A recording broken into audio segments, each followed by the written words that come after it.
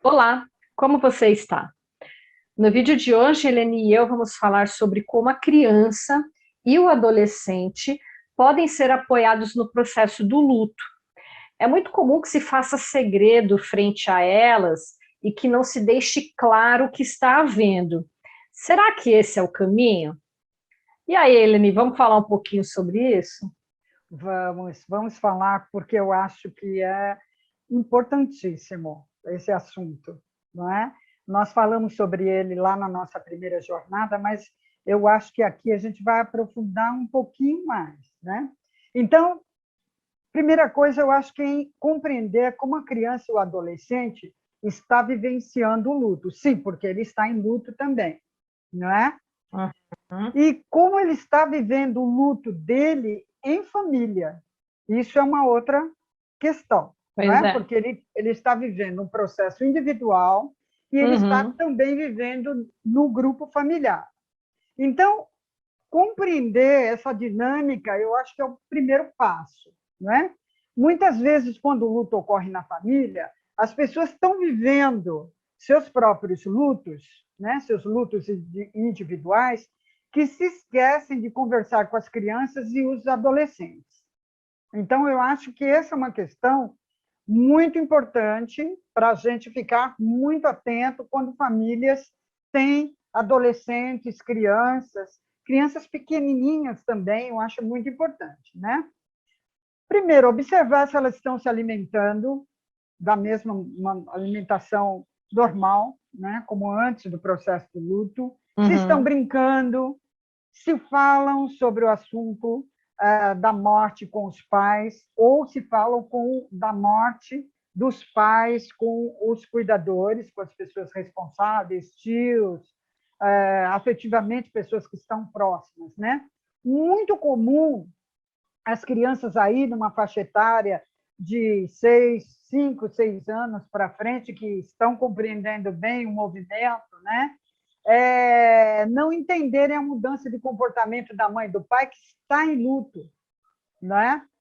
E de compreender que aquele comportamento dos pais ou dos cuidadores ou dos responsáveis não está o comportamento não foi modificado porque não está relacionado a ela, né? Uhum. Então há sempre uma associação e é muito bom esclarecer isso, que há uma associação e é muito comum que a criança ela tem como parâmetro a sua centralidade no mundo que a cerca, não é?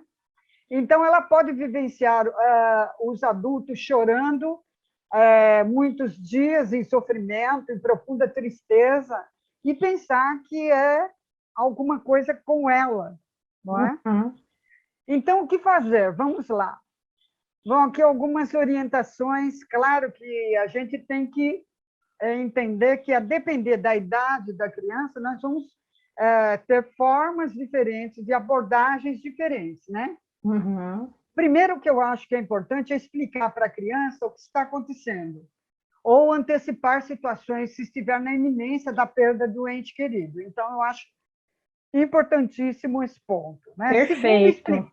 Perfeito isso. né? Perfeito. Claro. Depois, segundo, explicar que a pessoa que morreu não voltará mais, tá?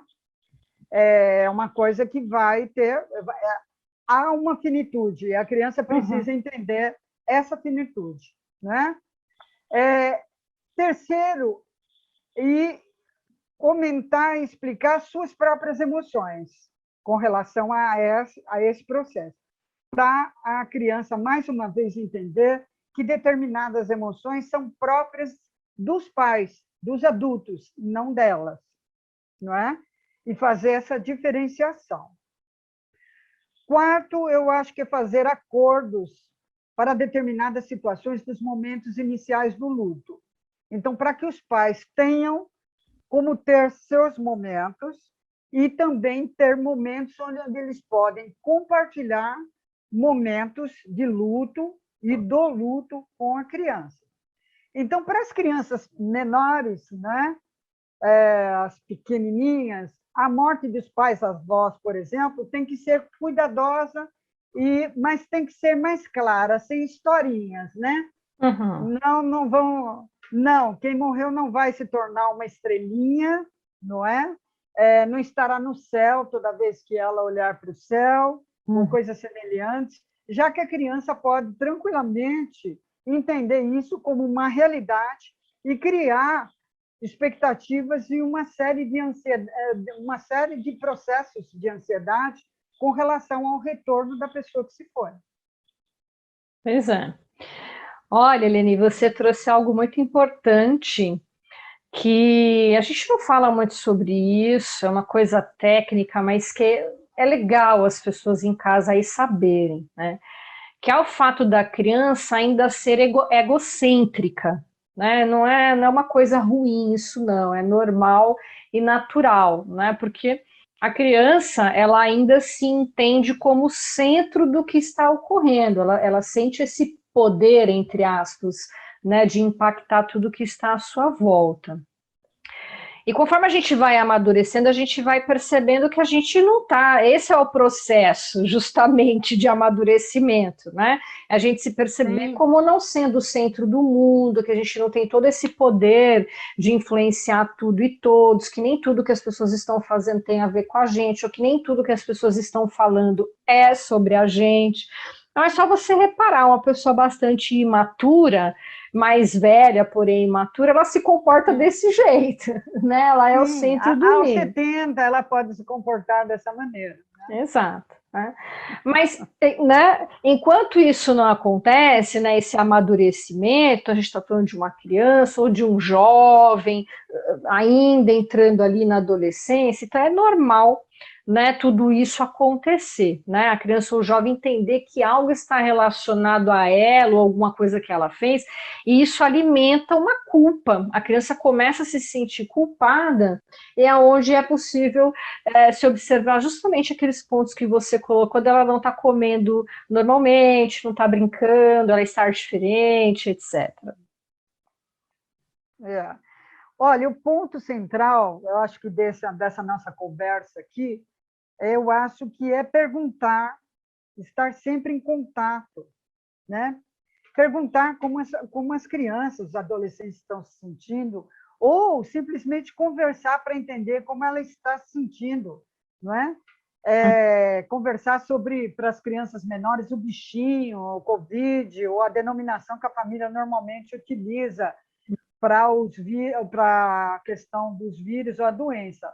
Também pode ocorrer em crianças menores pesadelos, querer Uhum. maior proximidade, querer dormir na cama dos pais, ou mesmo querer cuidar dos pais, não é? Tem uma inversão aí de papéis, né?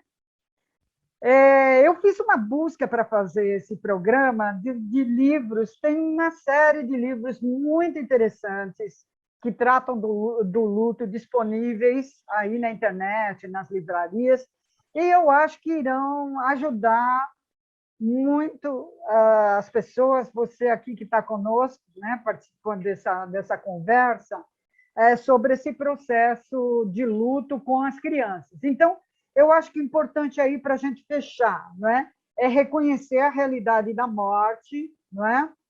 Reconhecer claramente a dor da perda, não é? Relembrar da pessoa que partiu e celebrar a vida que ela viveu com as crianças, tá? Então, reconhecer a realidade da morte, a dor da perda, relembrar que a pessoa partiu e celebrar como ela viveu. Eu acho isso fundamental. Ter o apoio claro e o olhar dos cuidadores, de quem está cuidando das crianças, quem está lá convivendo, e conversar sobre o processo da vida e da morte, eu acho que é fundamental como um processo da vida, não é? Que está entre nós. Sim, isso mesmo, Eline. Muitas vezes nós achamos que estamos protegendo as nossas crianças de alguma coisa por meio dos segredos ou de explicações bizarras, né? Mas, na verdade, nós estamos colocando elas em risco. O risco do estresse, o risco da culpa, né? O assunto morte precisa fazer parte do cotidiano, pois sem a morte não existiria a vida, as duas coisas estão interligadas. Então, para você que está nos assistindo, procure conversar com as crianças, trazendo a realidade da situação, porém com palavras, termos e de um jeito acessível para elas. Não invente coisas, diga sempre, sempre a verdade.